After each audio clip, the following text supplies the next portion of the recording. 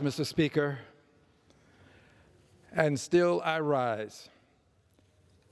Borrowing the words of Maya Angelou, bringing the gifts my ancestors gave, I am the dream and hope of the slave, and still I rise. I rise as a scion of the enslaved Africans who were sacrificed to make America great. Sacrificed for some 200 plus years, 240 plus years to make America great. I rise because I understand that as a scion and as a descendant, I have a duty, a responsibility, and an obligation to those enslaved people. I think my colleague John Lewis put it best. You just have a responsibility to get into good trouble. Good trouble was his term. I added the verbiage. But we have this duty and responsibility to get into good trouble, to do that which is appropriate, to honor the enslaved people who are the foundational mothers and fathers, the economic foundational mothers and fathers of this country, the foundation upon which this economy resides to this day was put in place with sacrificed lives.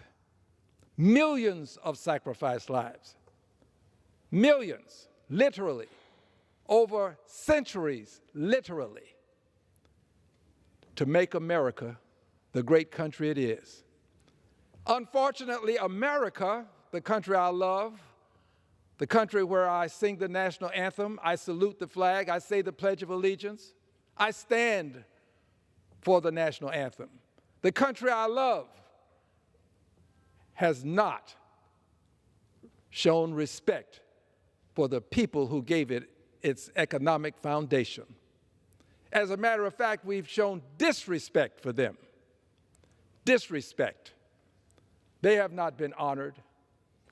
They have been pushed aside, left behind. As a matter of fact, there has been an effort to cause people to literally be ashamed of talking about these foundational mothers and fathers. We revere the enslavers and we revile the enslaved who were sacrificed, whose lives were sacrificed, many of whom were born into slavery, lived their lives as slaves, and died as slaves. We don't honor them appropriately. Well, some of that is changing because of what the Honorable John Lewis called to our attention about good trouble. Some of that is changing because last year, this Congress passed legislation for Slavery Remembrance Day. We did so on July 27th of last year, Slavery Remembrance Day. It was a historic, monumental accomplishment for Congress. But you didn't read about it in the newspapers. You didn't see it on television. You didn't hear anything about it on radio.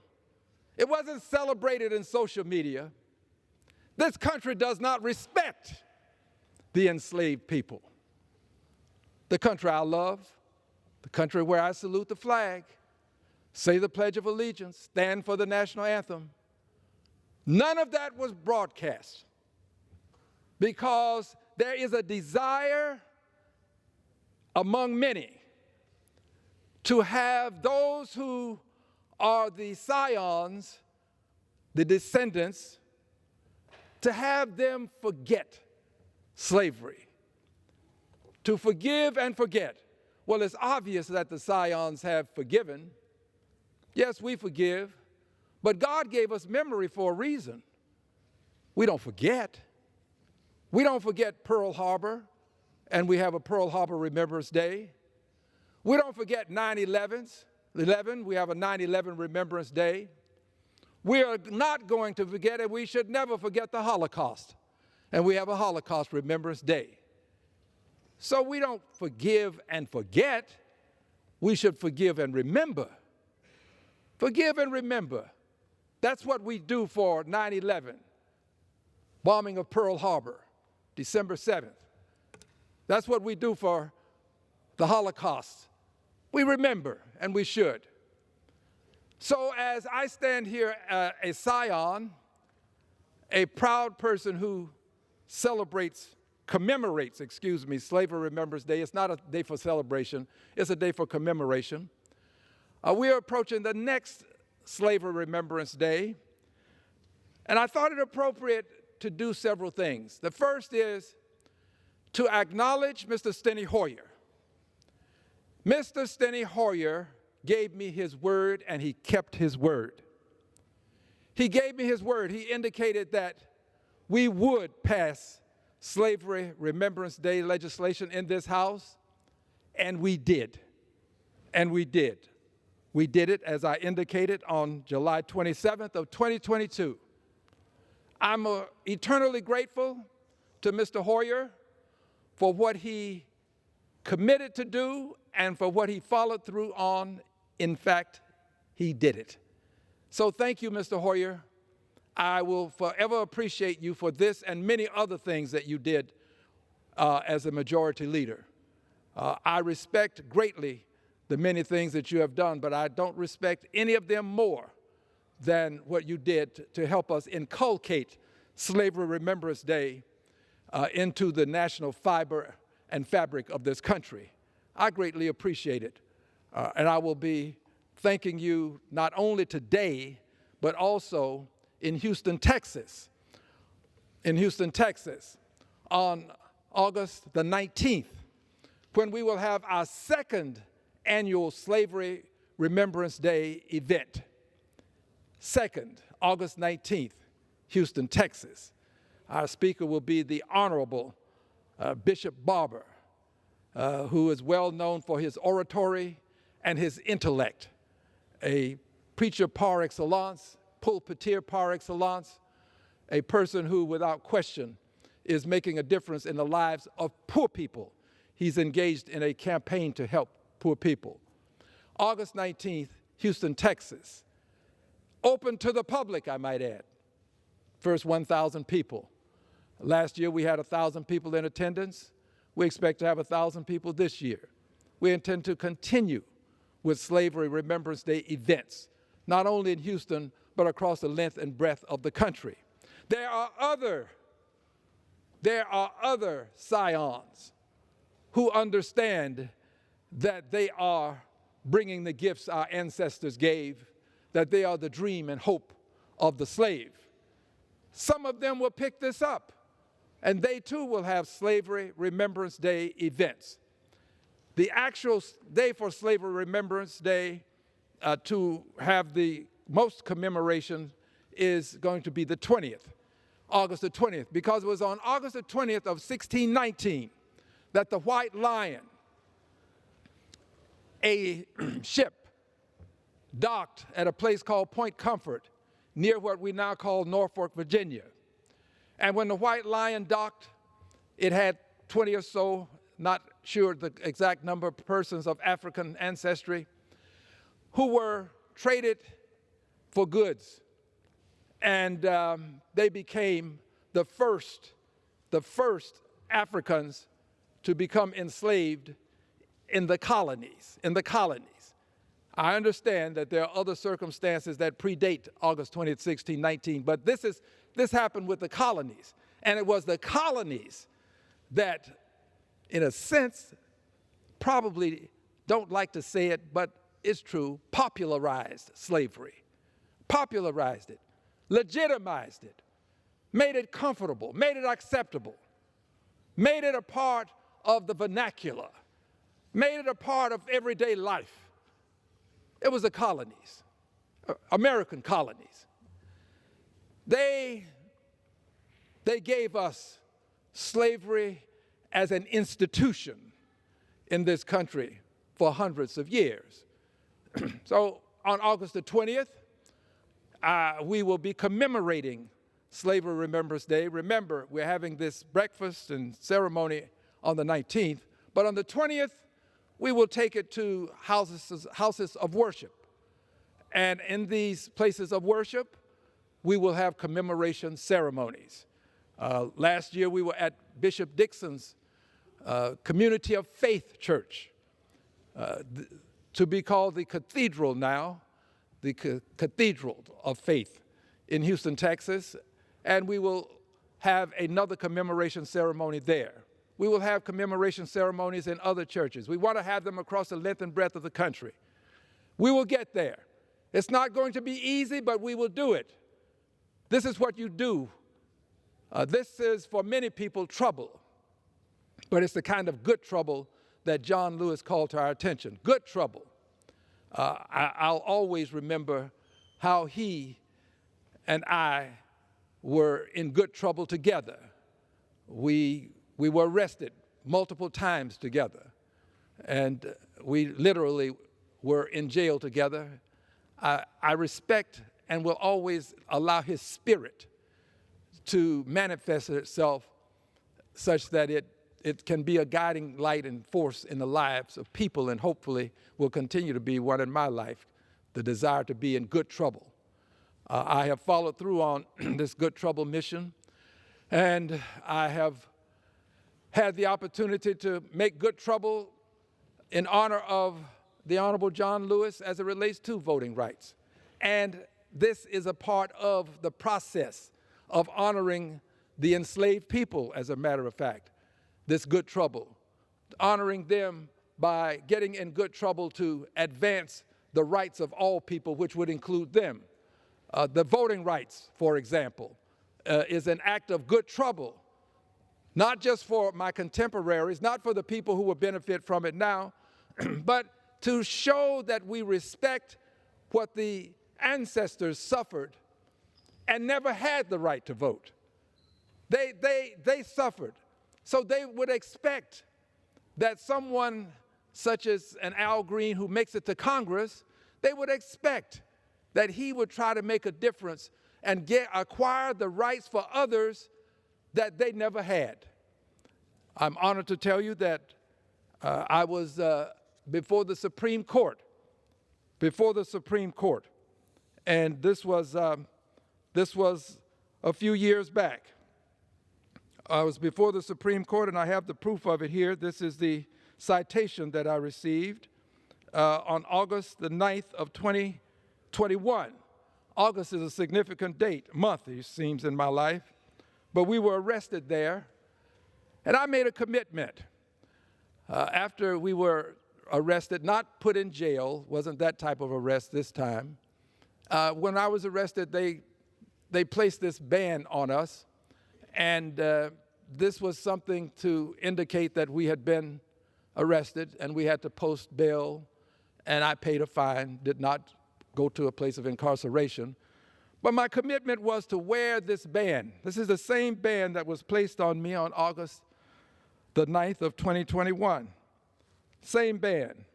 And I've committed to myself to wear this until we pass the Voting Rights Act here in Congress. And I've had many to tell me that I may be wearing it a long time. I've been wearing it now for some years, it seems. But I don't think that I can wear it too long, because the right to vote has been denied people for too long. And as a scion of the enslaved people who never had the right to vote, this is the least I can do to show the world that I'm serious, to the extent that one can do so with a wristband that symbolizes a commitment to justice for all in the form of voting rights being protected for all. I want to assure people that we will continue with this conscious agenda. This Slavery Remembrance Day is but one aspect of the conscious agenda. The conscience agenda, which is to my left, is one that we are going to promote, and it is a part of the legislative agenda here in Congress. That legislative agenda will be talked about on August the 19th in Houston, Texas, when we have this 1,000 or more people in attendance at this event, the Slavery Remembrance Day Breakfast. We are going to talk about the legislative agenda. The legislative agenda includes expanding Slavery Remembrance Day. We will expand it across the length and breadth of the country, as I articulated a little bit earlier. The legislative agenda will include awarding a Congressional Gold Medal to the enslaved. We have, in 1956, here in this Congress, accorded a Congressional Gold Medal, 1956, Congressional Gold Medal to Confederate soldiers. Confederate soldiers. Confederate soldiers, for edification purposes, are the people who fought to maintain slavery. The Congress of the United States awarded a Congressional Gold Medal to the enslavers, but not to the enslaved, not to the people who are the foundational mothers and fathers of this country, the people who suffered and who were sacrificed. Their lives were sacrificed so that we would have this opportunity to stand in the well of the house and say, America is a great country. It is, but it's great for a reason. The reason is sacrificed lives, millions of them. If we in this Congress can accord a Congressional Gold Medal to Confederate soldiers, surely we can accord a Congressional Gold Medal to the enslaved people whose lives were sacrificed to lay the economic foundation upon which this nation resides today. A Congressional Gold Medal is a part of the conscience agenda.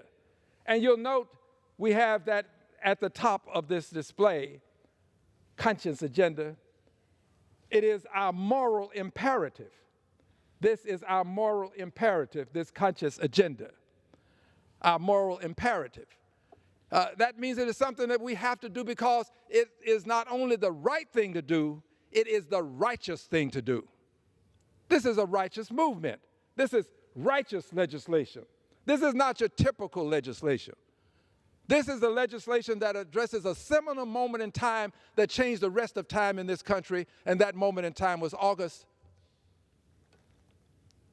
1619.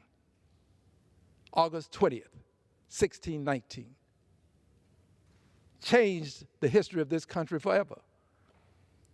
In an unpleasant way for a good many people, I might add, people of color.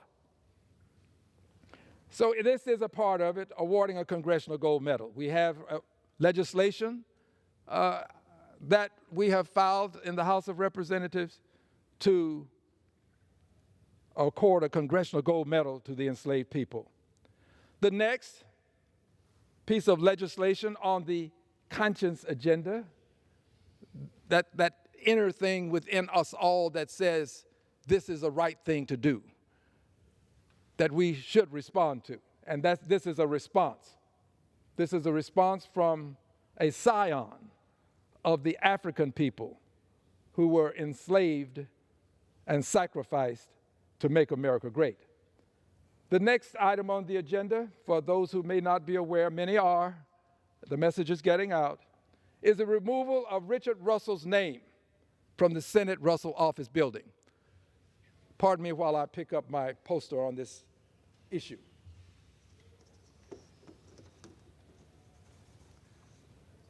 This is a poster that depicts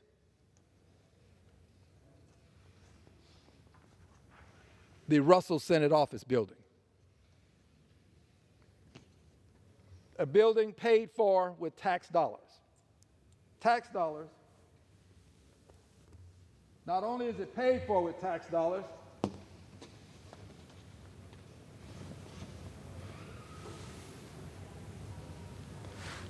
it is maintained and sustained with tax dollars.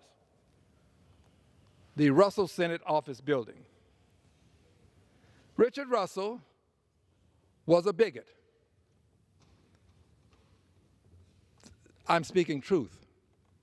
Richard Russell was a racist, a white supremacist. Richard Russell was one of the authors of the Southern Manifesto. Richard Russell fought anti-lynching legislation. Richard Russell fought civil rights legislation. Richard Russell has earned a place in infamy, and his name should not be associated with the Russell Senate Office Building. Excuse me. It should not. His name should be immediately removed from the building. The building itself is a symbol of national shame. I don't go in the Richard Russell Office Building. I'm a one-person protest. I don't go. I respect myself enough not to go into this building. And I guarantee you, if this building were symbolic of some other things associated with Anglo-Americans, they wouldn't go in it. They respect themselves enough not to disrespect themselves by going into a building that was antithetical to their best interests, that had the name of some person who was antithetical to their best interests. That's what they do. So I'm not doing anything that my Anglo-American friends wouldn't do if the shoe were on the other foot, to borrow a phrase.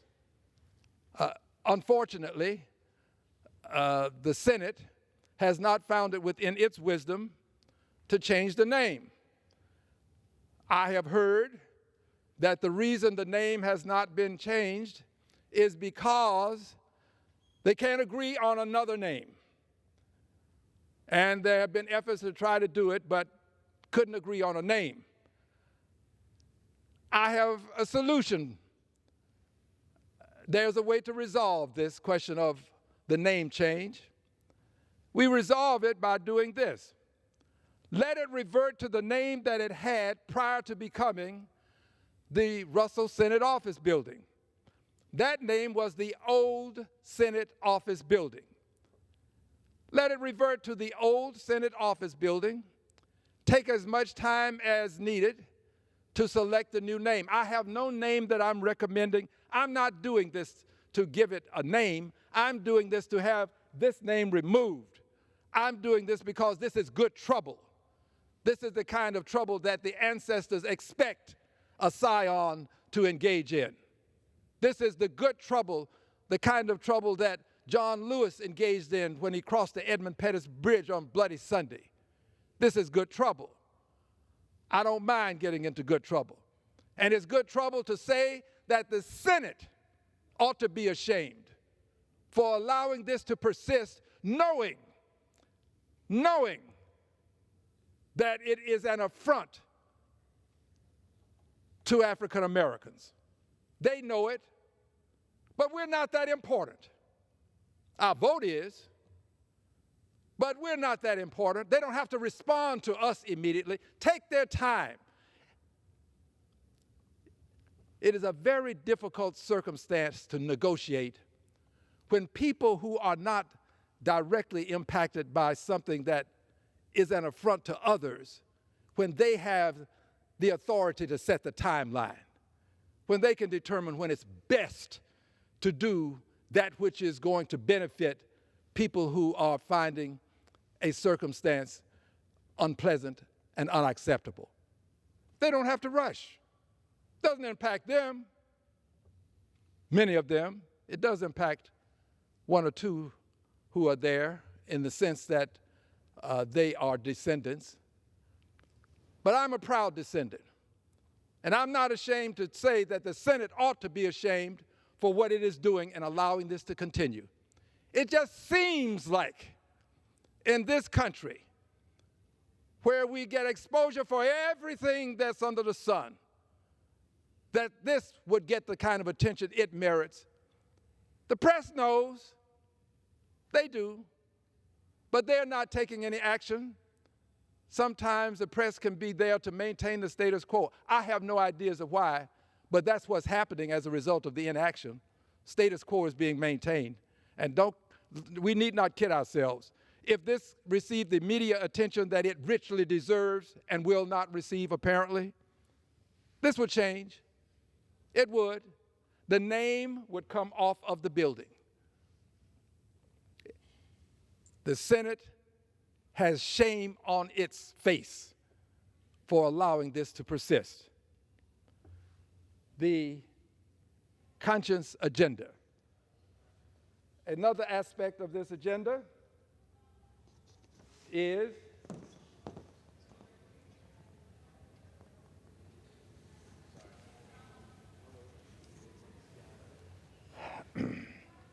the enacting of Securities and Exchange Atonement. Let me explain. I was afforded the preeminent privilege of being the chairperson of the Subcommittee on Oversight and Investigations for the full Committee of Financial Services. And as such, we held hearings. We held a hearing and we had some of the top banks in this country present. And we made inquiries about their association with slavery by and through their predecessor institutions. Well, confessions were made. Predecessor institutions of big banks, before they became as big as they are now, they engaged with slavery. Banks were lending money so that people could buy human beings and shackle and chain them into slavery. And banks would repossess their property. They were chattels by definition at the time. Human beings as chattels.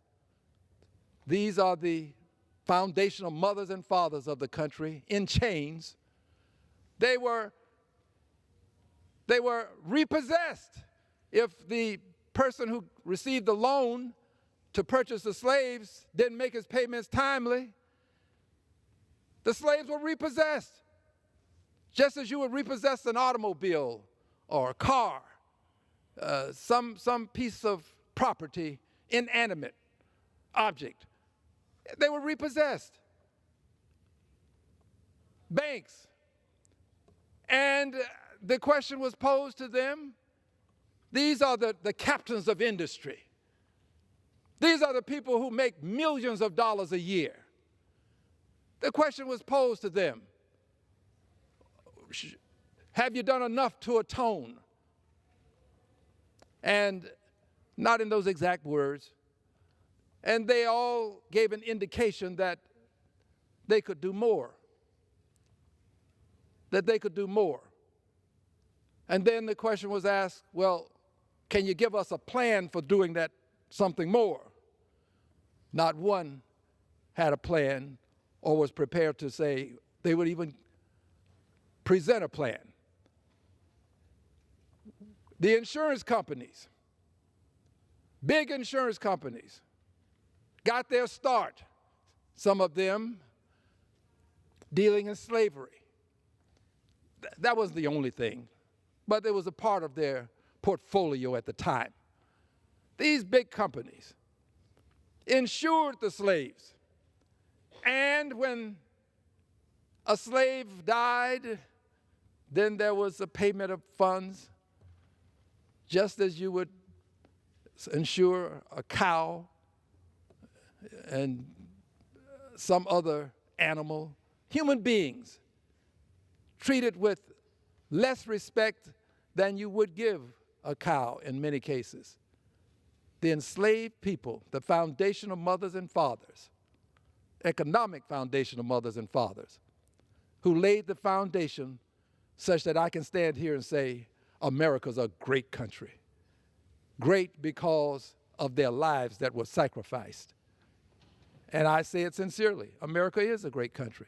But we have to add because of the ancestors who were enslaved for centuries so that America could have the free labor to help it become the economic powerhouse it is today.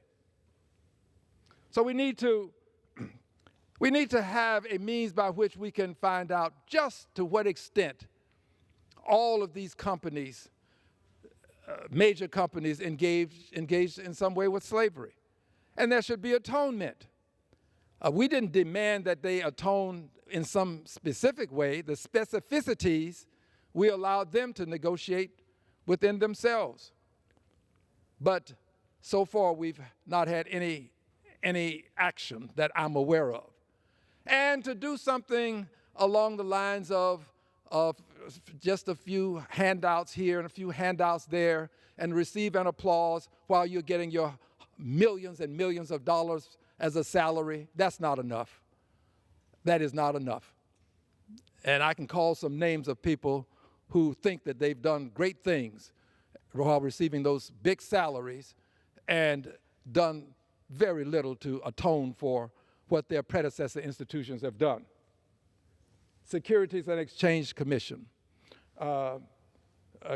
Securities and Exchange Atonement, more appropriately stated. And finally, on this agenda, which we will talk about on August the 19th in Houston, Texas, with 1,000 people assembled, we will talk about all of these and one additional. This is the good trouble that you get into when you are a scion and you respect yourself. The establishing of the Department of Reconciliation. Establishing the Department of Reconciliation. It is intuitively obvious to even the most casual observer that we have not atoned. We have not. And not only is atonement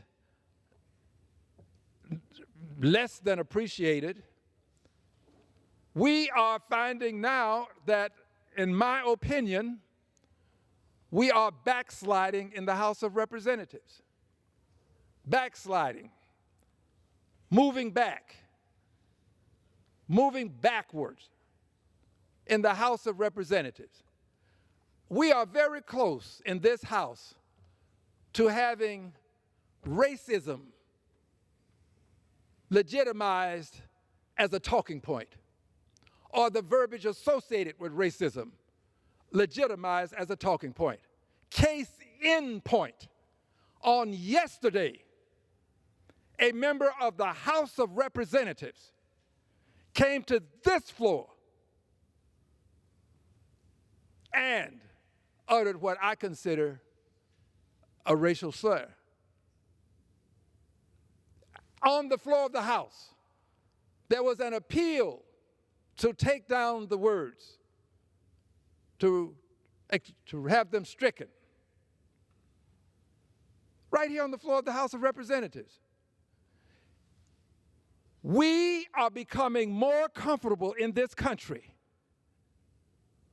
with racism, homophobia, Islamophobia, nativism, sexism, all of these invidious isms. We are becoming more comfortable with them.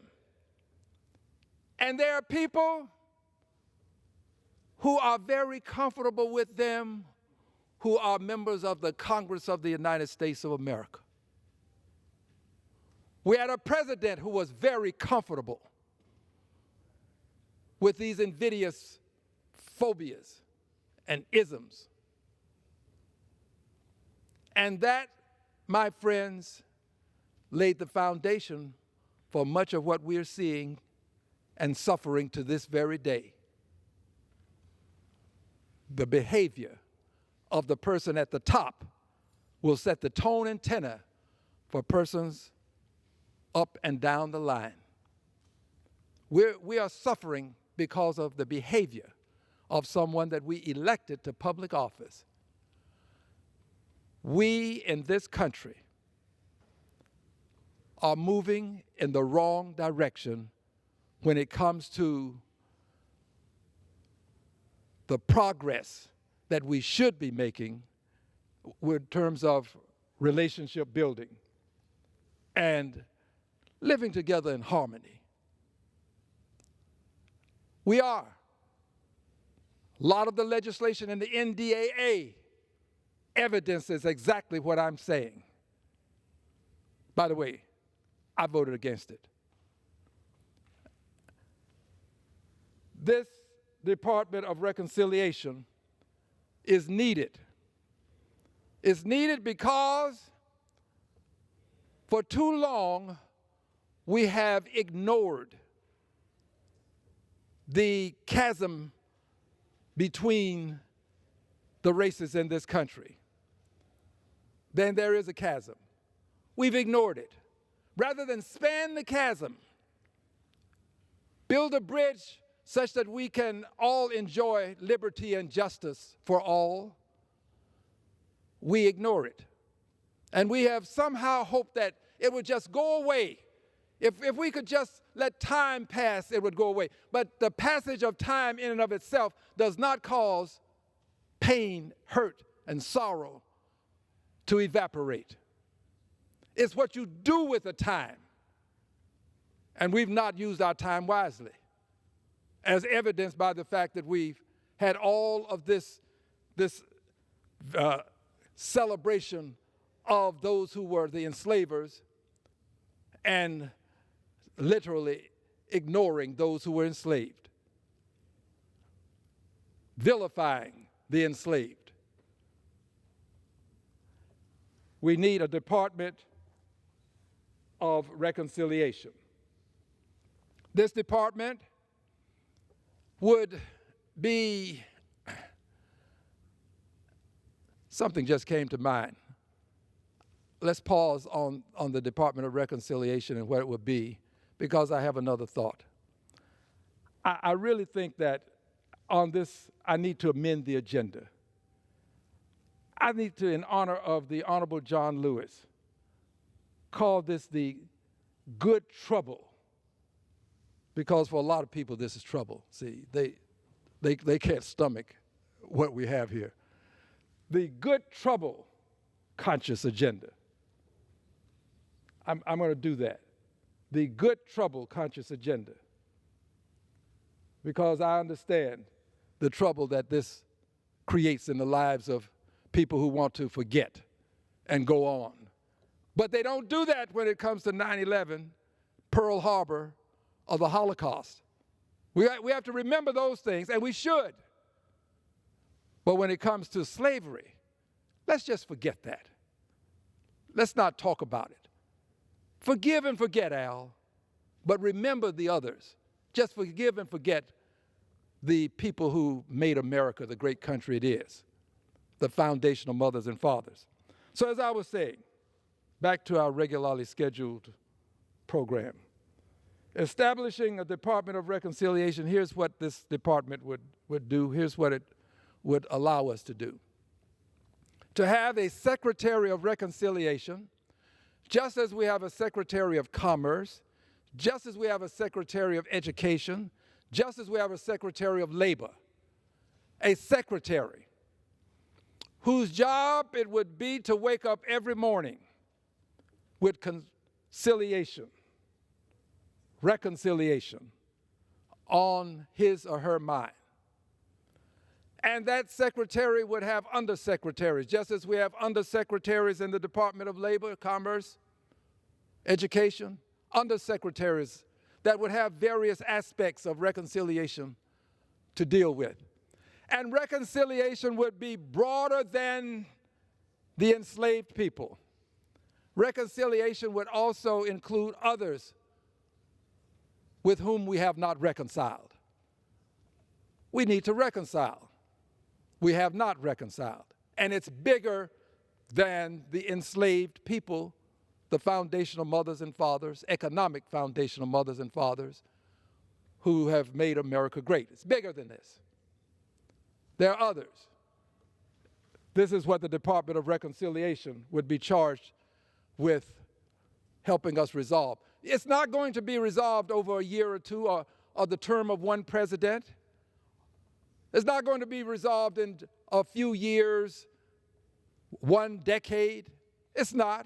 It's going to take time. But just as we are committed to labor issues with a department and a secretary that reports directly to the president, we can be committed to reconciliation with a department and a secretary that reports directly to the president.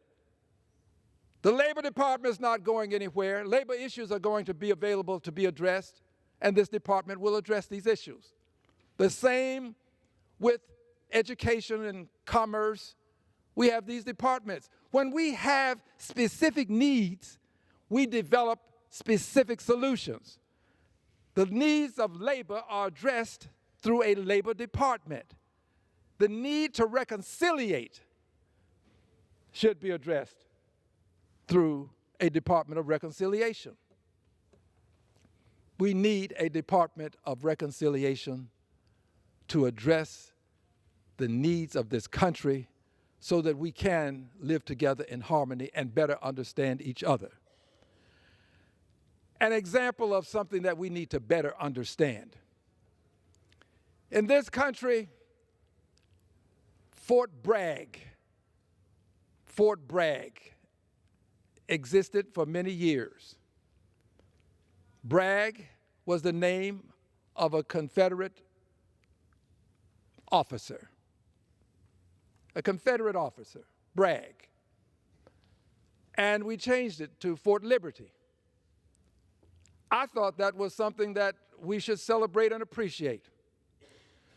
But now there's a movement afoot, and at least one person who's running for president has connoted that should he become president, the name will revert back to Fort Bragg.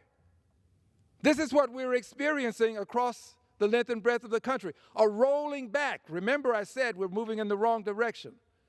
We're experiencing a rolling back of gains that were fought for, won and earned, many of them with the blood, sweat, tears, and lives of people.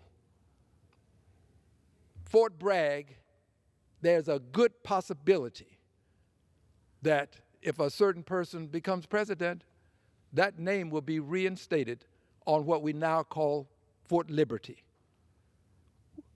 We're moving in the wrong direction. But we're going to persist with the conscious agenda. We're going to give people the opportunity to do the righteous thing. It will be within them to make a decision as to whether the righteous thing is the appropriate thing to do. But there's nothing about this agenda that is not righteous. Slavery Remembrance Day, we have a Pearl Harbor Remembrance Day, 9/11 Remembrance, Holocaust Remembrance. Nothing in the world like the Holocaust. Horrific event. Slavery Remembrance. Nothing in the world like it. Slavery was a horrific event. Crime against humanity, in fact. That's a righteous agenda item. Good trouble agenda item. Congressional Gold Medal is righteous. If we can do it for Confederate soldiers in 1956, we can do it for the enslaved people today if we chose to. That's a part of a righteous agenda. Removing Richard Russell's name, a person who fought civil rights, fought anti-lynching laws, co-authored the Southern Manifesto. That's a righteous thing to do. Not just the right thing, Senate. Senate who ought to be ashamed. Senate who won't do the righteous thing. That's a righteous thing to do. Senate leadership who won't do the righteous thing. Enacting the Securities and Exchange Atonement. We need to know about the affiliation association of these mega corporations with the institution of slavery. And there needs to be some atonement. The universe is constructed such that atonement is a part of the process of making wrong right, righting wrongs. We need atonement. And of course, to do all of this, much of it, all of this could be issues taken up under a Department of Reconciliation. As I indicated earlier, and still I rise, I am truly a scion of the enslaved people who were sacrificed to make America great. I am a good troublemaker in the spirit of John Lewis and many others. I want to be a good troublemaker. I will continue to be a good troublemaker. And still I rise, bringing the gifts my ancestors gave. I'm the dream, to paraphrase Maya Angelou. I am the dream and the hope of the slave. I yield back the balance of my time.